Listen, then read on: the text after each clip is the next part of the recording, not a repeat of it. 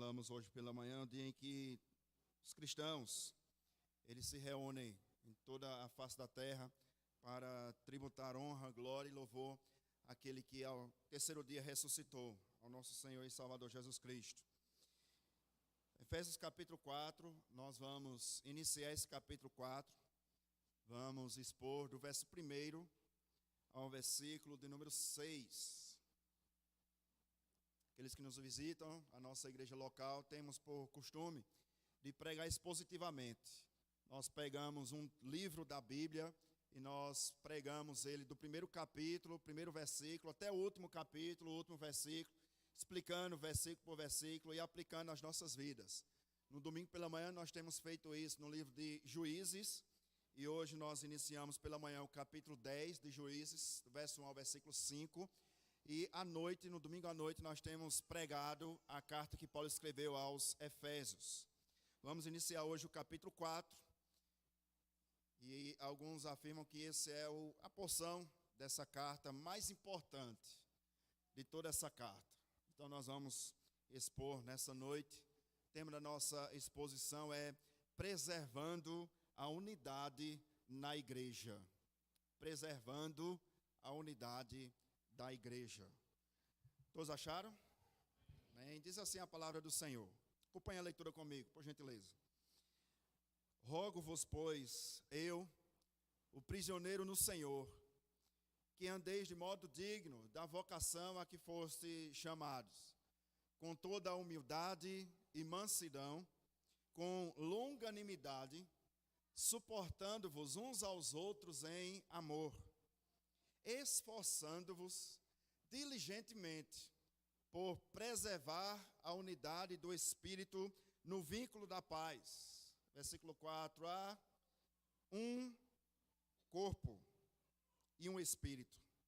Como também fostes chamados numa só esperança da vossa vocação, a um só Senhor, um só fé, um só batismo, um só Deus, que é Pai de todos, o qual está sobre todos, age por meio de todos e está em todos. Vamos orar mais uma vez. Permaneça com sua Bíblia aberta. Nós ainda vamos voltar a esse texto nessa noite. Feche apenas os seus olhos para termos uma breve oração nesse instante.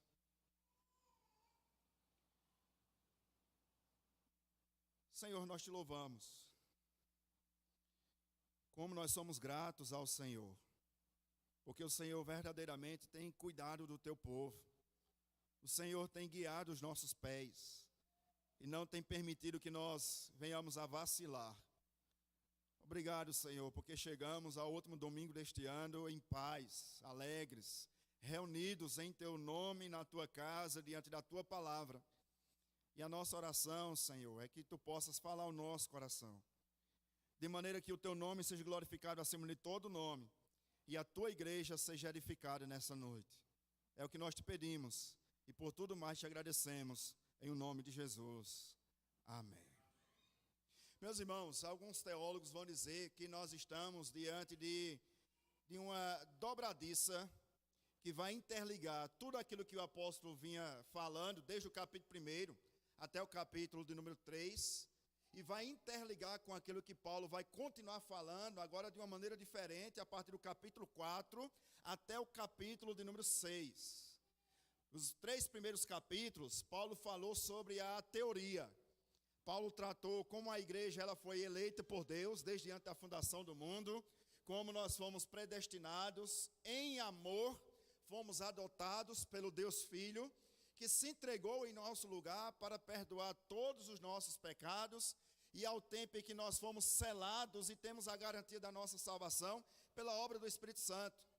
Paulo intercede pela igreja para que os irmãos da igreja de Éfeso pudessem compreender a grandeza, a largura e a profundidade desse amor que nos alcançou pelos méritos de Cristo lá na cruz.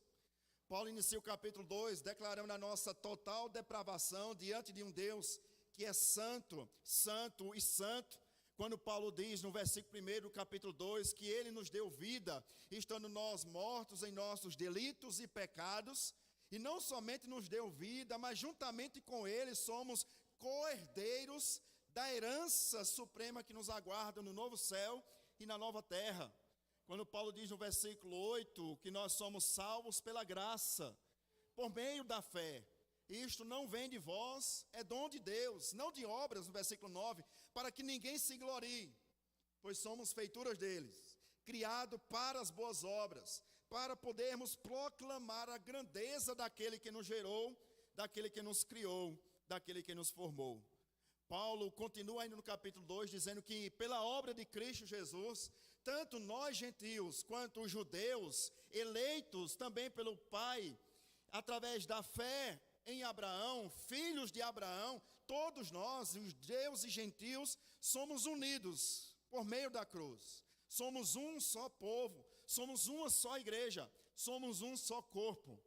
Paulo começa o capítulo 3, que foi o que nós vimos na semana passada, mais uma vez conclamando os irmãos a andarem unidos, em comunhão.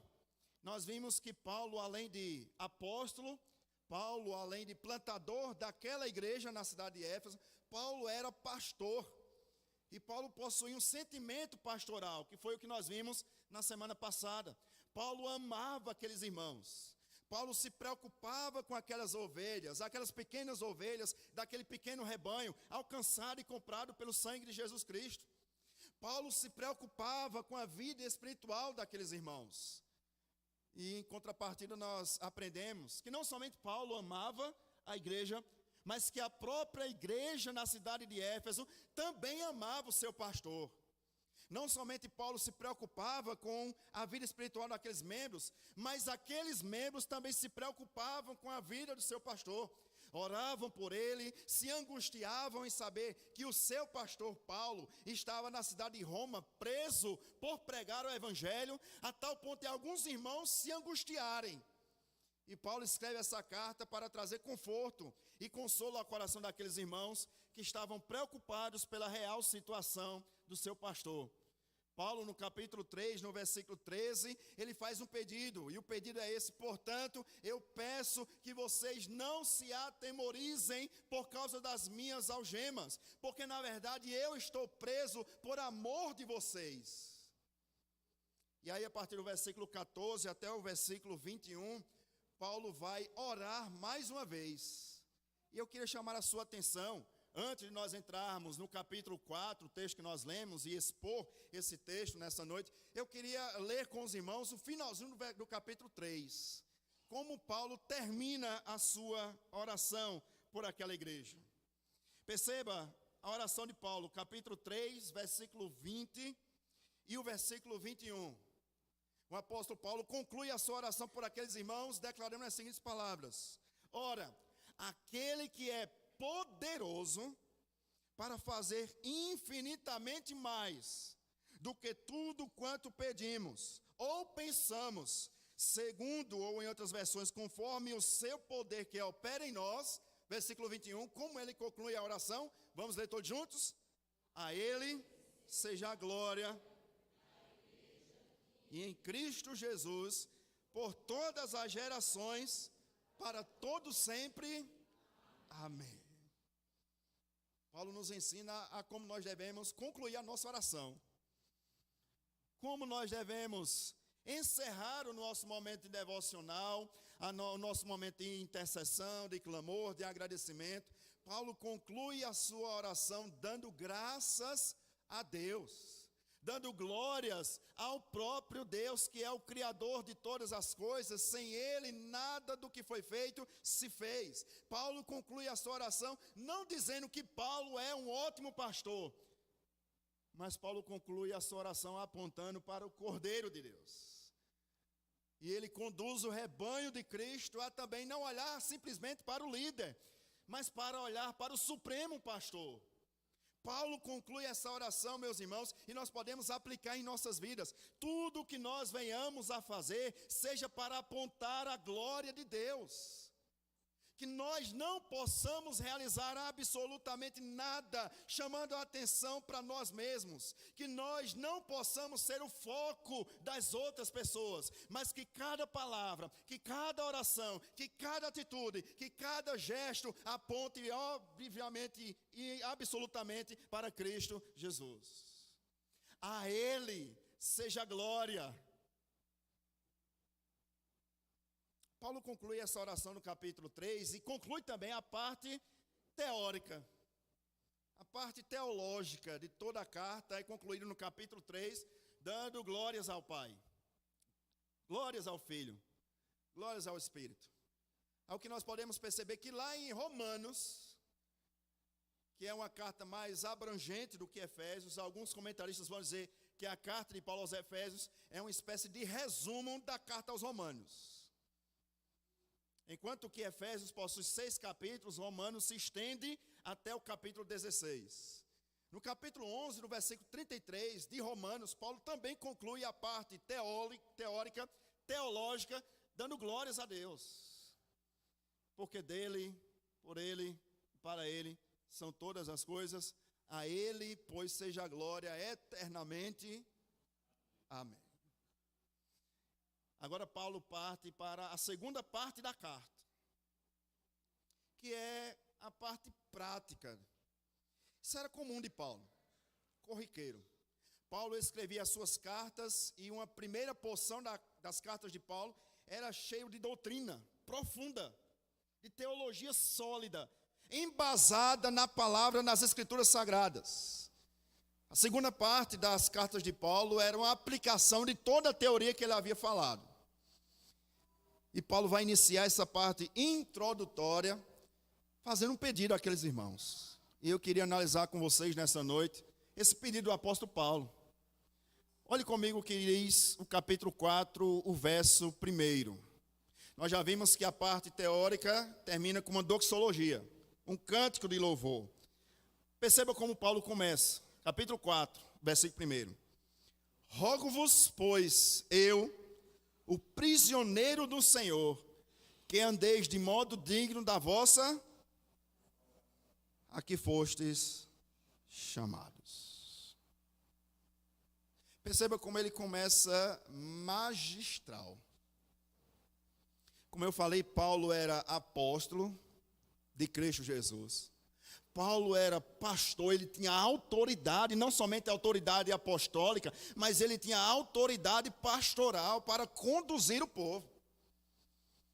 Nós podemos afirmar que aquilo que Paulo falasse era ordem do próprio Deus, porque Paulo era inspirado por Deus. Algo que nós não somos mais, e nós já tratamos sobre isso em pregações anteriores. Nós somos iluminados pelo Espírito Santo para ler a palavra e compreender a palavra. Mas Paulo era não somente iluminado, porque ele compreendia o Antigo Testamento, mas Paulo era inspirado pelo Espírito Santo de Deus, ao ponto em que o que Paulo falasse era como se o próprio Deus estivesse falando ao seu povo, guiando a sua igreja. Paulo era autoridade apostólica, Paulo era autoridade pastoral, Paulo era um plantador da igreja, mas ele começa a parte prática fazendo um apelo àqueles irmãos. Perceba que homem humilde era Paulo. Ele poderia dar ordens aqui. Ele poderia determinar à igreja: eu determino a vocês que vocês andem de modo digno da vossa vocação. Mas Paulo não usa a sua autoridade apostólica, mas ele usa a autoridade pastoral. Paulo é aquele pastor que anda junto das ovelhas, que abraça o rebanho, que conversa calmamente com o povo que ele está guiando. E ele não dá ordens, ele faz um pedido. Essa palavra no grego, rogo-vos, é a mesma palavra para eu peço humildemente a vocês. Isso não é maravilhoso?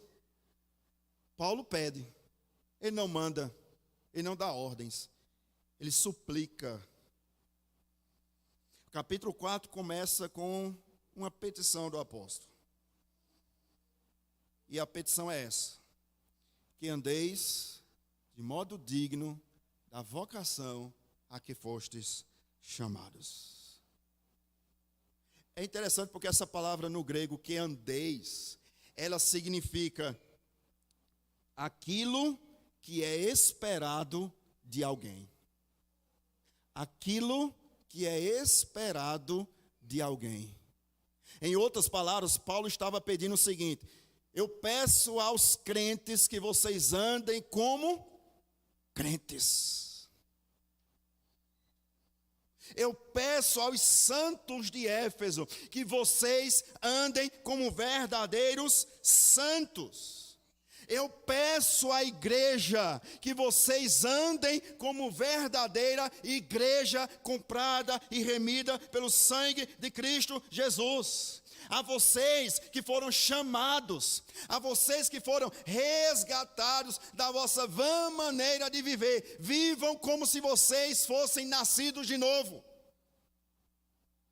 Em outras palavras, Paulo estava advertindo aqueles irmãos nesse pedido: eu peço que vocês não sejam crentes somente no domingo à noite, na reunião na igreja. Eu peço que vocês sejam crentes todos os dias, em todos os lugares, em todos os momentos da sua vida. Vivam para manifestar o bom perfume de Cristo Jesus. Andem como filhos da luz. Olha o pedido de Paulo.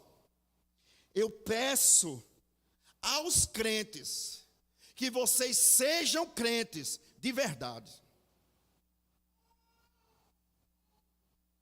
E aí talvez você possa indagar: mas pastor, como assim ser crente de verdade? Eu não sou crente, meu nome não está no rol de membros da quarta igreja. Não é isso que Paulo está pedindo aqui. Paulo está dizendo e pedindo aqui, na verdade. Ele não está dizendo, ele está pedindo. Rogo-vos. Eu peço a vocês, como pastor de vocês, que vocês sejam crentes, aqui dentro e lá fora. Porque ser crente, na reunião dos crentes, até quem não é crente parece ser crente. Por que vestir, usar um paletó, uma gravata? Bíblia de crente tem muitos falsos mestres, falsos pastores que usam paletó, gravata e Bíblia de crente, mas são lobos. Porque existem muitos ímpios no meio do rebanho, que aparentemente são ovelhas, mas que desprezam o nome de Cristo no trabalho, na escola, em casa, na universidade. Pastor, como assim? Eu peço que vocês sejam crentes de verdade. Crianças que aqui estão, sejam crentes respeitando seus pais. Filhos que aqui estão, sejam crentes, ajam como crentes, respeitando seus pais. Jovens que aqui estão, eu estou parafraseando o texto, sejam crentes na universidade, não somente no culto de oração, de doutrina, não somente na escola bíblica dominical, não somente no culto vespertino. Sejam crentes na universidade, sejam crentes na escola, sejam crentes diante dos vizinhos, na rua, naqueles que olham e observam a sua vida. Casados, sejam crentes na maneira como vocês tratam uns aos outros, na criação dos seus filhos. Criem os seus filhos como crentes. Sejam crentes na sua casa, sejam crentes no seu trabalho, sejam crentes na rua, seja crente na igreja. Esse é um perigo que nossa geração está correndo, meus irmãos, é de sermos crentes somente no domingo à noite. Como você trata os seus pais? Como crente? Como você trata os seus filhos? Como crentes? Como você trata o seu emprego, seus colegas de emprego? Como crentes? É esse o pedido do apóstolo Paulo. Eu peço que vocês andem de modo digno da vocação em que foram chamados.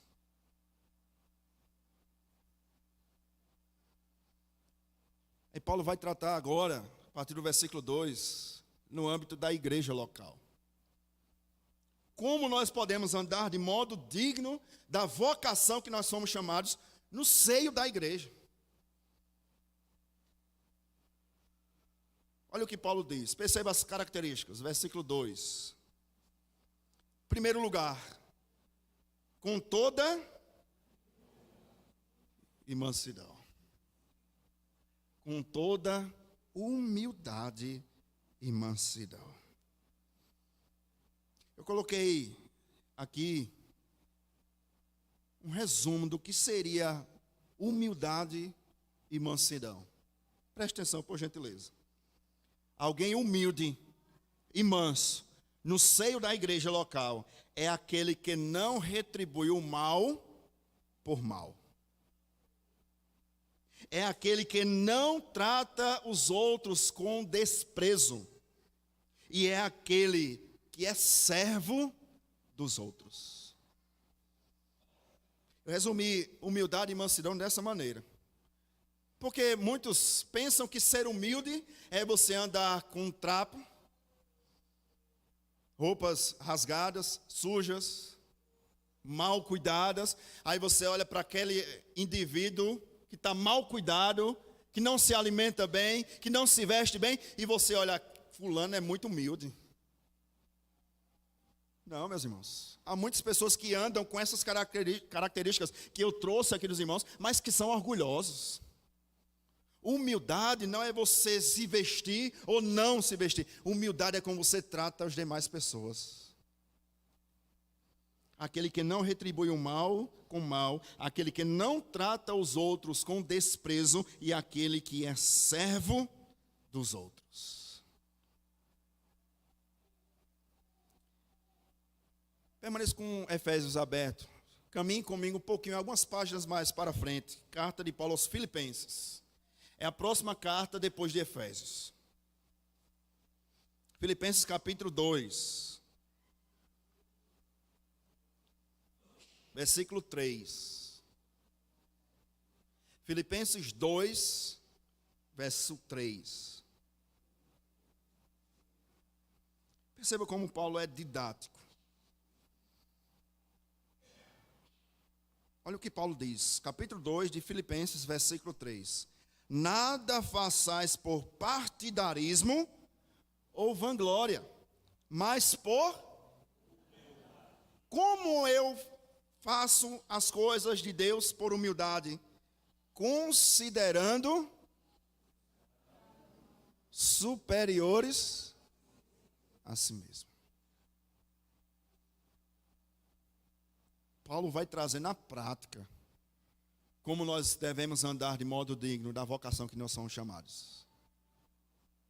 Nós devemos tratar os outros superiores a nós mesmos. Nós devemos servir. E permita-me repetir, nós devemos servir. Há muitas pessoas dentro de igrejas evangélicas que pensam que os outros devem servi-lo. Você não foi chamado para ser servido, você foi chamado para servir. Sem partidarismo. Eu sou do partido de Paulo. Se eu sou do partido de Paulo, então eu não sou do partido de Pedro. Eu só vou servir aquele grupinho específico, aquele grupo de pessoas que são mais achegados a mim, que são comigo, estão juntos. Não é isso que a Bíblia nos diz. Devemos servir uns aos outros, como se os outros fossem superiores a nós mesmos. Agora imagine, o Rei dos Reis, o Criador de todas as coisas que se fez, um de nós, como o presbítero Amaury bem pontuou, que nessa semana nós entoamos aqui uma cantata de Natal.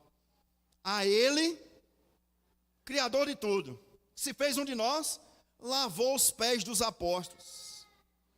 E deu, não foi uma dica, ele deu uma ordem, lavai os pés uns dos outros. Paulo vai corroborar com o pensamento e as palavras de Jesus Cristo. Meus queridos irmãos, a você que é membro desta igreja local, Deus não lhe chamou para que a igreja possa servir a você. Deus chamou você para servir uns aos outros. E todos nós juntos servimos a Cristo Jesus. Se você pensa que vai ser servido na quarta igreja, ainda dá tempo de você sair. Aqui não é o seu lugar. Nós não somos chamados para servir estrelas. A única estrela se chama Jesus Cristo. Os demais somos todos servos.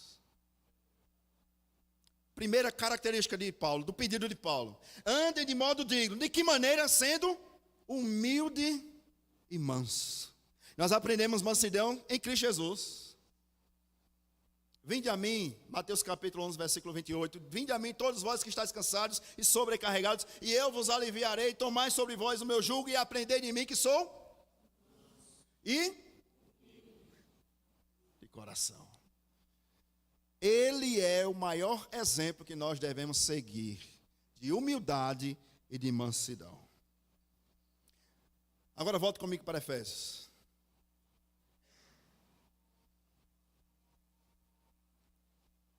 Capítulo 4, versículo 2. Segunda característica do pedido de Paulo. Paulo pede: sejam humildes. Sabe o que é mais interessante? É que a unidade na igreja, ela começa pela humildade. Você sabia disso?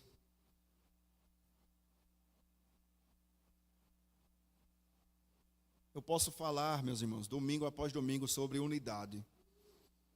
Os presbíteros podem pregar sobre unidade. Um anjo do céu pode descer aqui e falar sobre unidade. Mas se não houver humildade, não haverá unidade. Isso vale, e eu queria afunilar a pregação. Já tratei sobre toda a igreja, mas isso vale para cada sociedade interna da nossa igreja local. Só haverá unidade nas sociedades internas se houver humildade. Humildade para ouvir, humildade para perdoar, humildade para pedir perdão, humildade para sofrer o dano.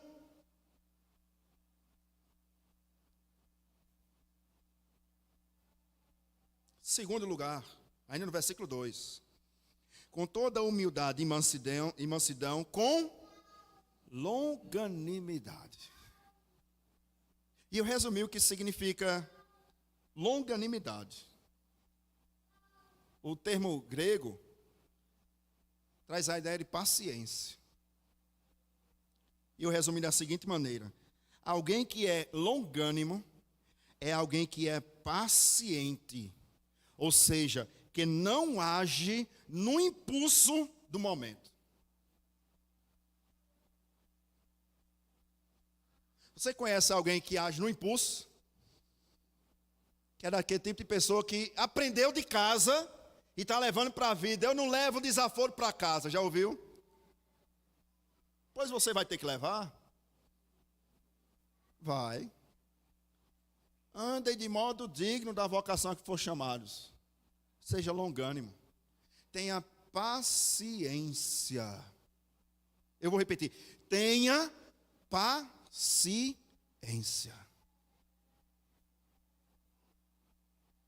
Não se deixe levar pelo calor da emoção. Porque no calor da emoção você vai falar o que não deveria falar. E vai ferir as outras pessoas. Vai machucar as outras pessoas. Você está compreendendo nessa noite?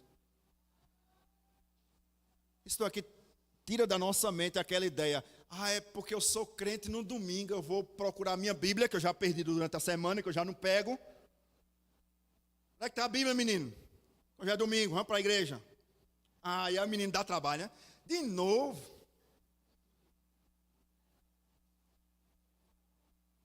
Aí vem ao culto, participa do culto.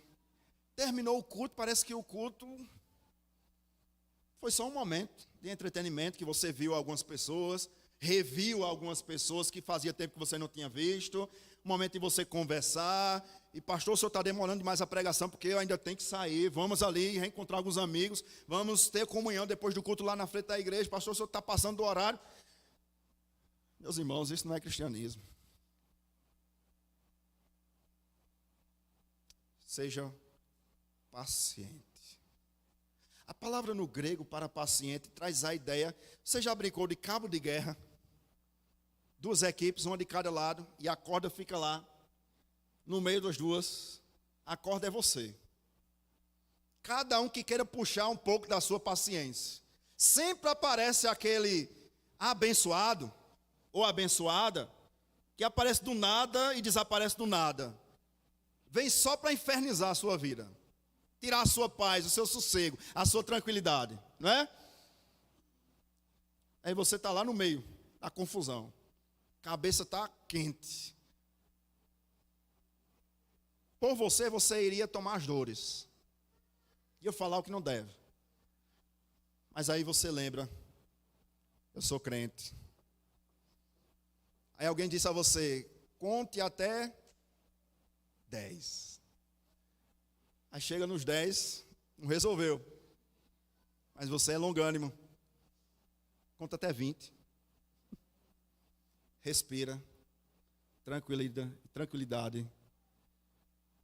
Olhe para o Senhor. E ore por aquela pessoa.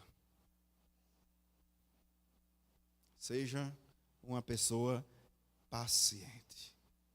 É inevitável, né? Eu fazer essa pergunta. Já fiz sobre humildade. Você conhece alguém humilde? Pronto. Você conhece alguém paciente? Permita-me modificar a pergunta. Você conhece alguém impaciente?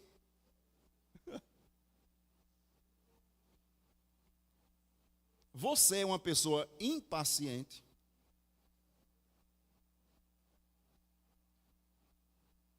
Paulo nos pede, sejam longânimos,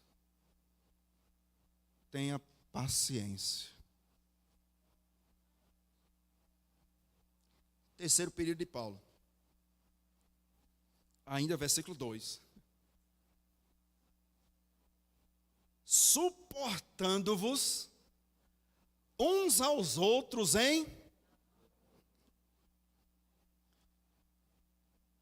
Meus irmãos, sejamos sinceros, ser humilde já é difícil. Ser humilde e paciente, aí é mais difícil ainda. Agora, ser humilde, paciente e suportar aquelas pessoas difíceis,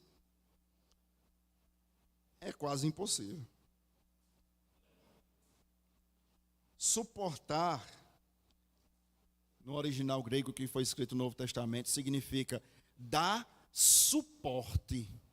Ou seja, auxiliar aqueles que são difíceis no meio de vocês. Lembre que Paulo está tratando aqui no versículo de número 2 sobre a igreja,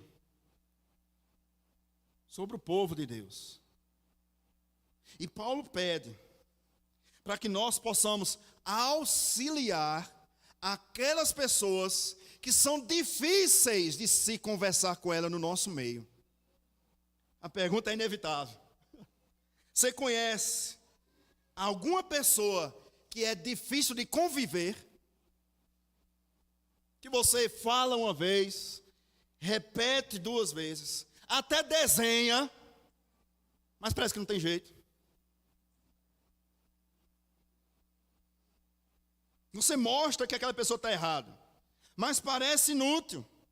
É justamente aquela pessoa que você deve suportar.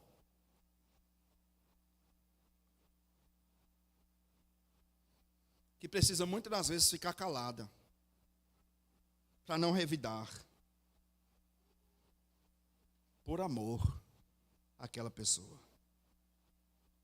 Isso envolve, meus irmãos e irmãs, caminhar 1 milha a mais. Não foi isso que o próprio Jesus nos ensinou? Isso envolve, meus irmãos, sofrer o dano por amor àquela pessoa. Isso envolve ser paciente no discipulado com aquela pessoa, no andar junto daquela pessoa, no ter comunhão com aquela pessoa. O mais fácil, meus irmãos, é nós virarmos as costas e abandonar aquela pessoa. Mas o que Paulo nos ensina, que nós devemos suportar uns aos outros em amor.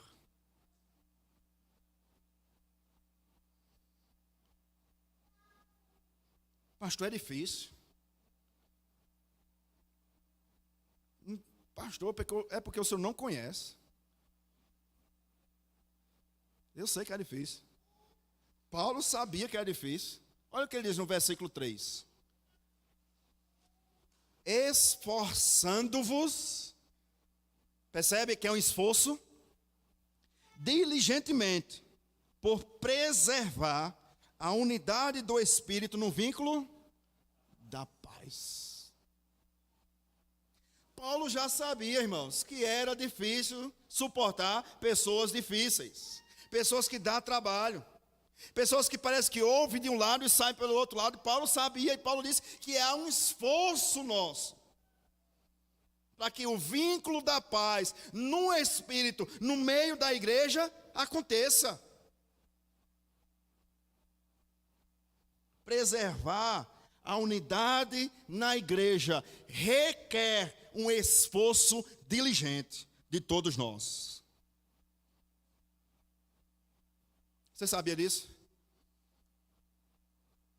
Você sabia que tem que ser uma pessoa humilde e mansa? Uma pessoa paciente e uma pessoa que suporte os defeitos dos outros? Porque você também tem defeitos. Porque você também fala o que não era para falar muitas das vezes. Age como não deveria agir muitas das vezes. Pensa o que não deveria pensar muitas das vezes. Você também veio com fabricação errada. Defeito. Pecado. Agora perceba como Paulo vai tratar isso. E novamente, vamos juntos. Filipenses, capítulo 2. Próximo livro depois de Efésios.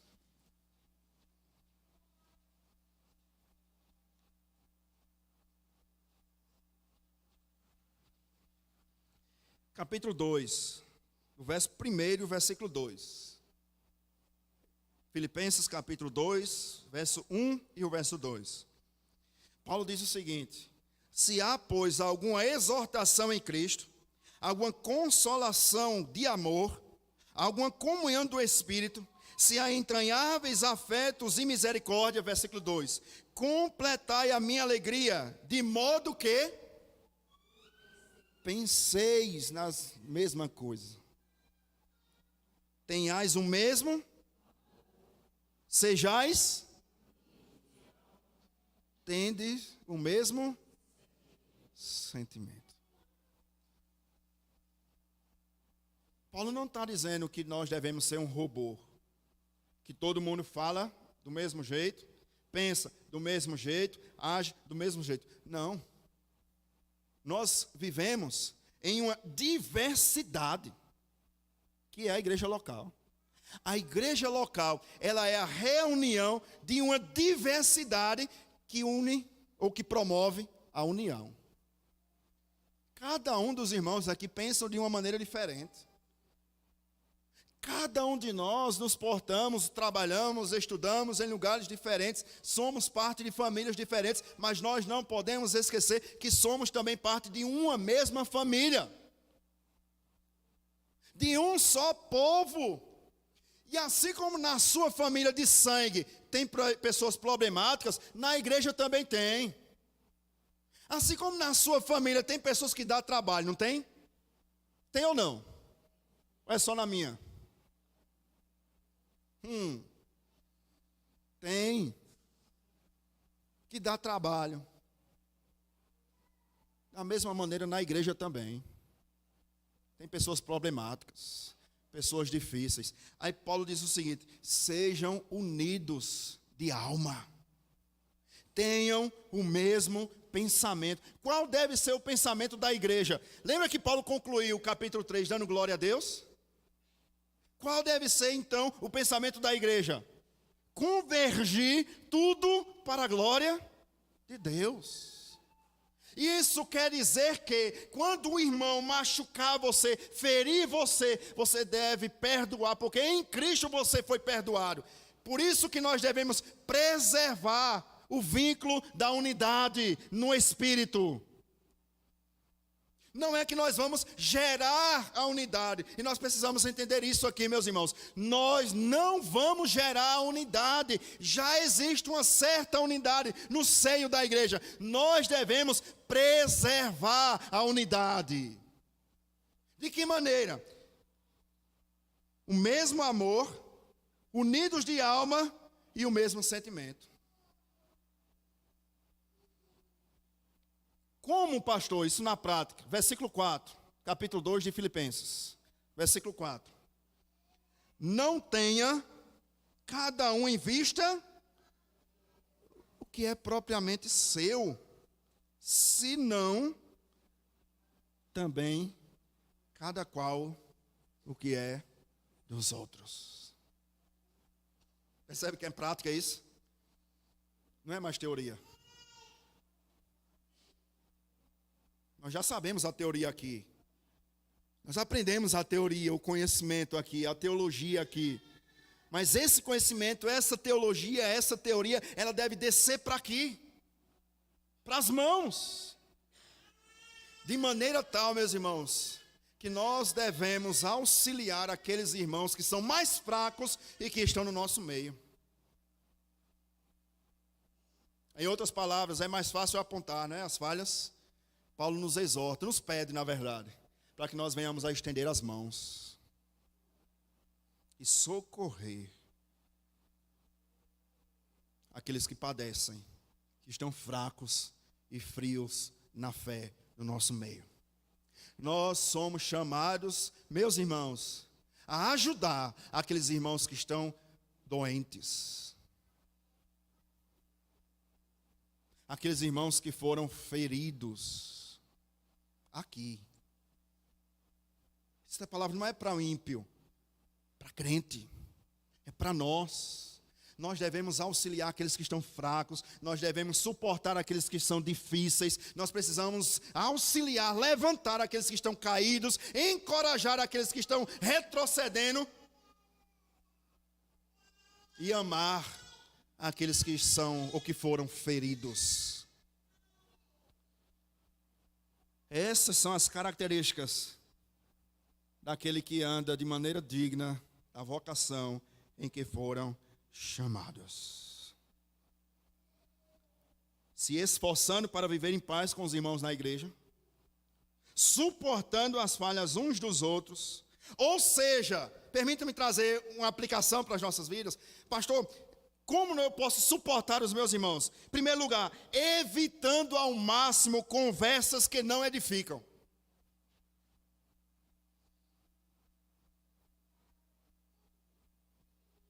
Segundo, evitando desavenças e confusão. Terceiro, evitando fofocas. E disse-me disse.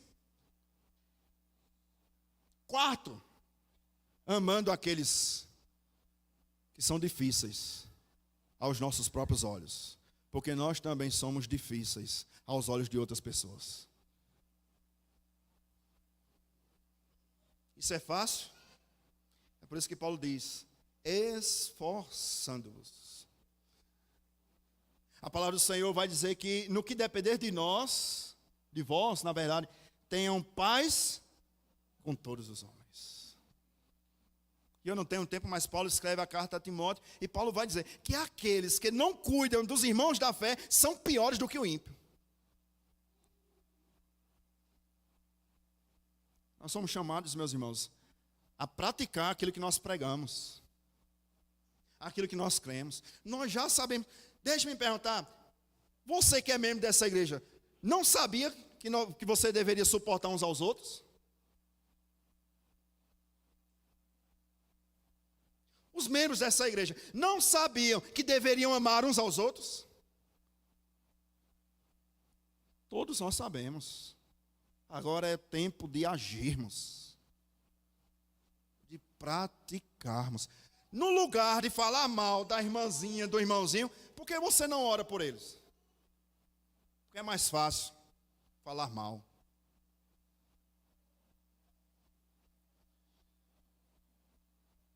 Evite conversas que não edificam. Evite. Você vai preservar a unidade no vínculo da paz. Evite confusões e desavenças. Evite grupinhos. Qual é a base para a unidade na igreja local? Volto para Efésios, capítulo 4.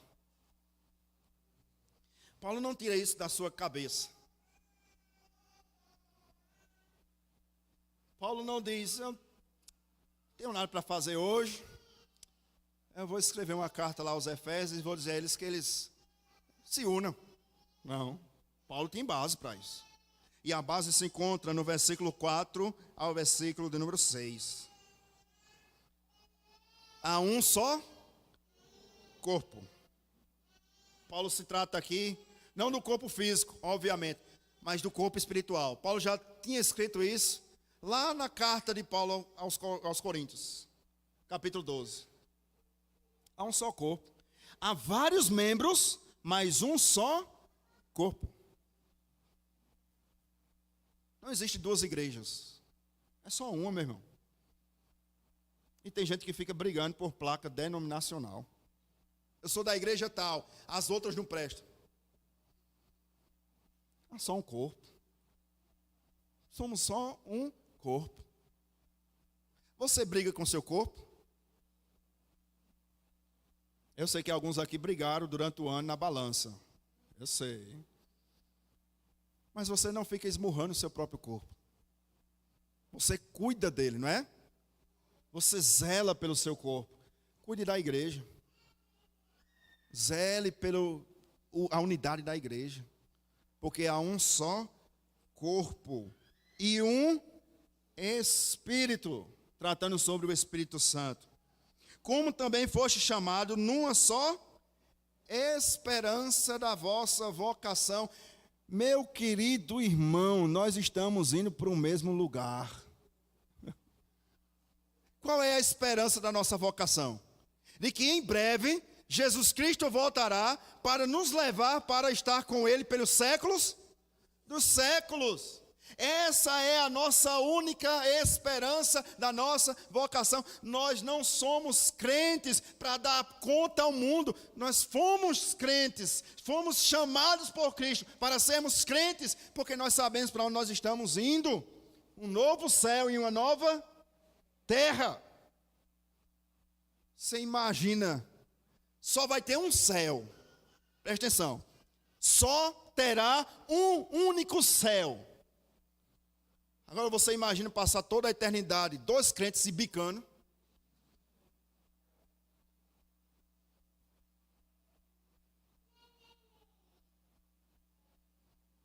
Há uma só esperança na nossa vocação. Caminhemos juntos, meus irmãos. Versículo 5. Há um só Senhor. É só Jesus. Não é Jesus e alguém mais. Você não vem aqui para cultuar o pastor. Você não vem aqui para cultuar os irmãos do louvor. Você não vem aqui para rever alguns irmãos. Não, meus irmãos. Esse momento aqui, o culto público é algo solene. Não é um circo. Não é um parque de diversão que você vem e anda, e caminha, e sai, e entra a hora que quer, e olha o celular, e vai ver as mensagens, e vai ver as redes sociais. Não, é um culto público, é algo solene. Deus está nesse lugar.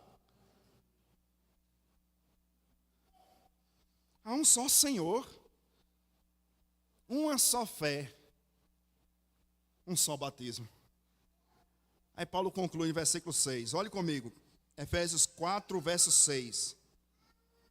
Há um só Deus e Pai de todos, o qual é sobre todos age por meio de todos e está em todos. Versículo 6 é muito mal interpretado, porque Paulo não está dizendo que Deus é pai de todo mundo. Mais uma vez, é contexto. Aqueles que fizeram as nossas aulas de hermenêutica aqui, lembram? O tripé para a interpretação bíblica. Contexto, contexto, contexto. Paulo não está dizendo que Deus é pai de todo mundo. Paulo está dizendo que Deus é pai de todos os crentes que foram comprados e remidos pelo sangue do Cordeiro. E lhe digo mais. Deus não é um pai, presta atenção, Deus não é um pai que tem preferências por filho.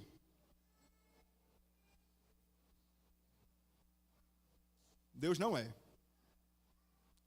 Paulo diz, há um só Deus e pai de todos os crentes, de verdade, não é os falsos crentes, é os crentes de verdade, da igreja de verdade, a igreja do Senhor Jesus Cristo, o qual é sobre todos os crentes, age por meio de todos os crentes e está em todos os crentes. Pergunta, se Deus é pai de todos nós crentes de verdade, por que nós vamos estar nos degladiando? Por que nós vamos morder uns aos outros? Brigar uns com os outros? Discutir uns com os outros por coisas fúteis? Meus irmãos, o que nos aguarda é infinitamente maior de tudo aquilo que você possa abrir mão para preservar o vínculo da unidade no seio da igreja local. Perceba, somos chamados a viver uma vida de tal maneira exemplar que o mundo não possa negar que nós somos filhos de Deus. Talvez você ouviu, talvez foi do seu período, do seu tempo, não lhe chamando de velho, mas houve um tempo em que eu particularmente ouvia muito um ímpio dizer, lá vai fulano de tal, é um crente de verdade. E não é nem pelo paletó e a gravata, é pela vida. Era um homem honesto, uma mulher honesta, era um trabalhador que não dava trabalho na empresa em que trabalhava. Ali não, ali é um crente de verdade. Somos chamados a viver uma vida de tal modo que até um ímpio possa dizer de você, fulano, lá daquela igreja lá, nas Malvinas, é um crente de verdade. Olha, pode vender, só pela palavra, pode vender, é um crente. Ali é um crente. Aquela mulher ali, aquela senhora, é uma mulher de respeito. Ela é uma crente de verdade. Ela tem palavra. Ela tem vida. Ela não fica de fofoquinha nas esquinas, nem na casa de ninguém, falando mal de ninguém. Por que então nós devemos buscar a unidade? Porque nós pertencemos a um só corpo. O corpo de Cristo. Porque nós temos um único Senhor, Senhor Jesus Cristo. Um mesmo Pai. Fomos batizados em nome do Pai, do Filho e do Espírito. Temos uma mesma fé, porque Deus é Pai dos crentes, é sobre os crentes, age por meio dos crentes e está em nós.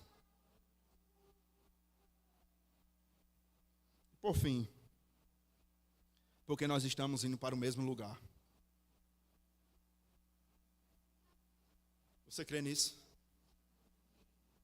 Nós estamos, meus irmãos e irmãs, aguardando o soar da última trombeta, o arcanjo que vai reunir os eleitos espalhados pelos 4 cantos da terra, e nós estaremos lá, ouvindo aquela voz como voz de muitas águas.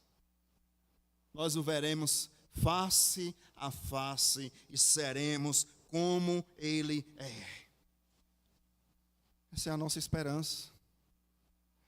Essa é a nossa esperança. Por isso, meus irmãos e irmãs, nós, membros dessa igreja, precisamos trabalhar incansavelmente pela unidade desse pequeno rebanho.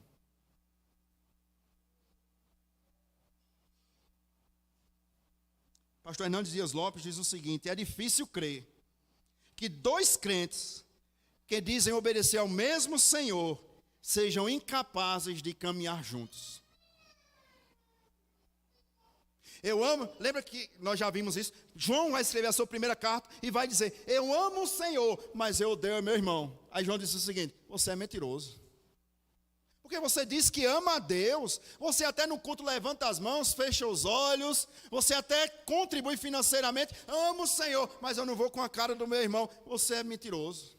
Você não ama a Deus. Seu pai é outro, é o diabo. Aquele que ama a Deus, ame também o seu irmão. Pastor, meu irmão é difícil. Ame, você vai para o mesmo lugar.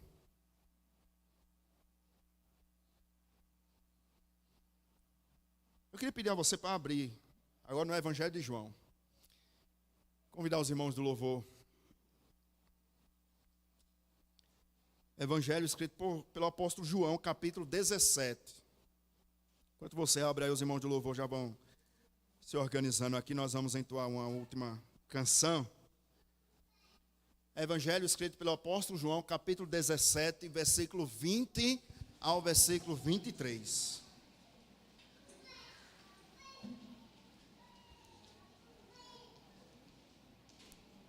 Evangelho de João, capítulo 17, versículo 20 ao versículo 23.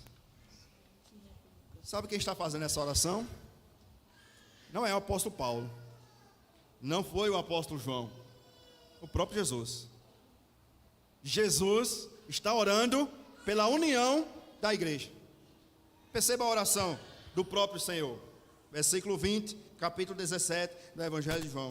Não rogo somente por estes, os discípulos, os apóstolos, mas também por aqueles, a quarta igreja, que vierem a crer em mim, por intermédio da sua palavra, a fim, perceba o propósito da oração de Jesus, versículo 21, a fim de que todos sejam um, e como és tu, ó Pai, em mim e eu em ti, também sejam eles em nós, para que o mundo creia que tu me enviastes. Versículo 22. Eu lhe tenho transmitido a glória que me tens dado, para que sejam um, como nós somos. Eu neles e tu em mim, a fim de que sejam aperfeiçoados para que o mundo conheça que tu me enviaste e os amastes, como eu também amastes a mim.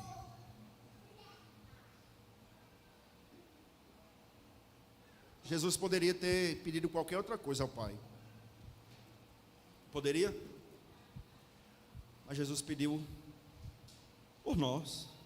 Eu não rogo somente pelos apóstolos. Eu não rogo somente pelos discípulos. Eu rogo pelos membros da quarta igreja. Jesus orou por você e por mim. E sabe qual foi a oração de Jesus? Que eles sejam um.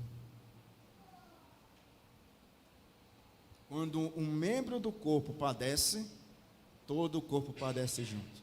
Quando um membro é honrado, todo o corpo se alegra com ele. Para quê, pastor?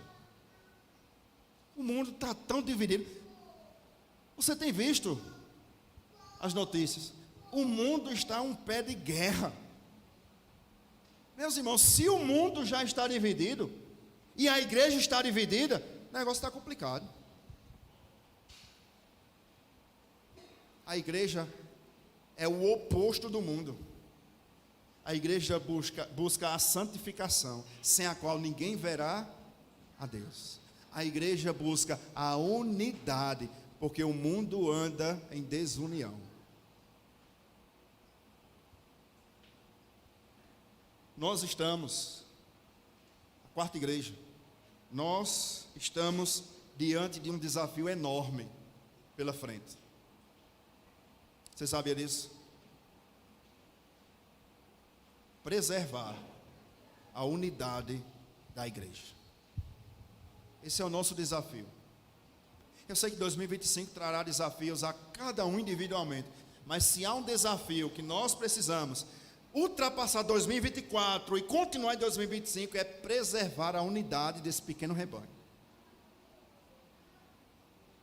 Isso só acontecerá quando todos os membros, eu vou repetir, todos os membros lutarmos juntos pela paz no nosso meio. Não é uns lutam e outros cruzam os braços e dizem, vamos ver, não é o que dá. Não, todos juntos. Isso acontecerá quando todos juntos sofrermos o dano e quando todos juntos dependermos única e exclusivamente de Jesus Cristo.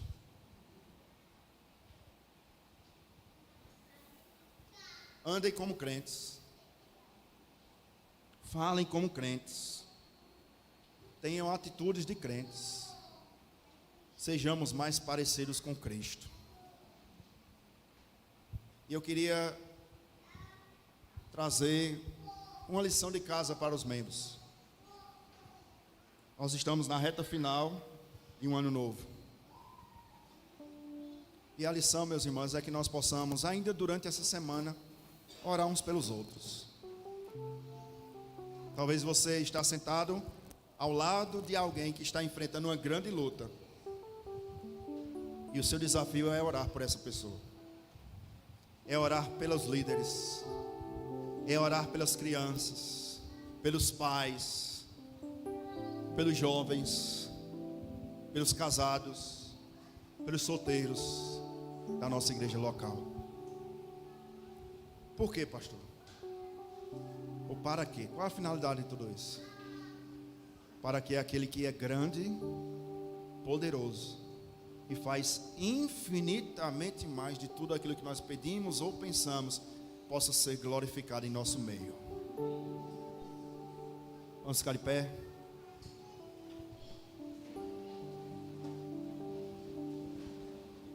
Louvemos ao Senhor, né?